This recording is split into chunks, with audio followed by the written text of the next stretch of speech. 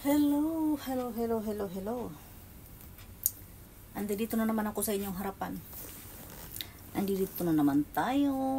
Alam niyo naman, araw na naman ngayon ng Huwebes. Ang bilis ng araw. Ang bilis talaga na isang linggo sa totoo lang. Huwebes na naman. Bukas, Biyernes na naman, 'di ba? So, ang natin ang edad natin ang bilis din tumanda. Ang bilis tumanda ng edad natin, mabilis tayong tumanda. Pero sabi nga, 'di ba, it's just a number, 'di ba? Parang ako lang naman, malapit na ako maging citizen. Maging ba 'yun? Senior citizen ba 'yan? Malapit na ako maging senior citizen. Tapos pero my feelings is still young, like 20s. Ganon. Para akong tingnan yung itsura ko, para akong lasing na, para akong antok na hindi maintindihan dahil hindi ako gaano makatulog.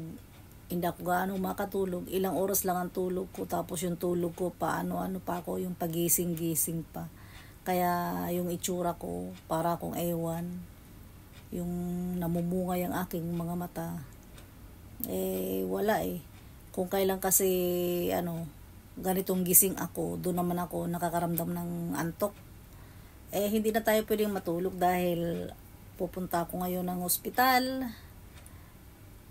Check up day ko ngayon. So, yung alam niyo naman yung aking nararamdaman, 'di ba, yung aking tuhod talagang hindi gumagaling. So, kaya ito tayo, hindi tayo makapagtrabaho.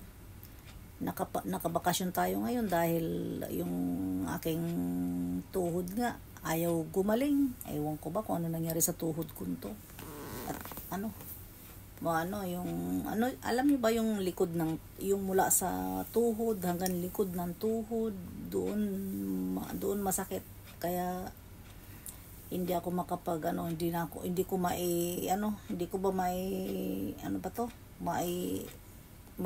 yung tuhod ko, ano ba tawag nun? Ano ba tawag nun? May yung yung ililiko, ililiko ba yun tawag nun sa Tagalog? Ano ba yan? Yung parang ididiretso, tapos itutupi, parang ganun. Hindi ganun. Kaya ito, puro na lang tayo gamot, inom ng gamot, wala namang kagalingan. Hindi ko alam kung hanggang kailan ba ako makakapagbakasyon na ito. Dahil 4 na buwan na ako mahigit na kabakasyon. Diyos me, yun naman. May, June, July, August, September. 4 na buwan na nga ako nakabakasyon. Ayoko ng ganitong nakabakasyon lang, nasa bahay lang. Ayoko ng ganitong buhay. Kaso wala akong magawa dahil yung aking tuhod kailangan pagalingin. Hindi rin ako makakapagtrabaho ng ganitong masakit ang aking tuhod, 'di ba? Dahil hindi ako pwedeng tumayo ng matagalan.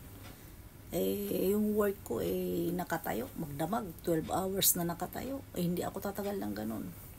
Kasi ilang oras nga lang wala na, bumibigay ng aking tuhod Kaya ito, punta tayo ng ospital, check up.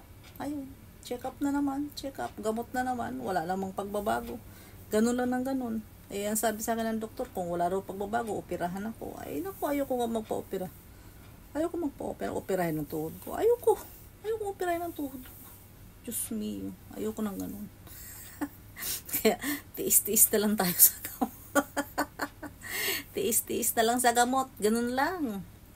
So, hanggang dito na lang muna tayo dahil lalabas na ako.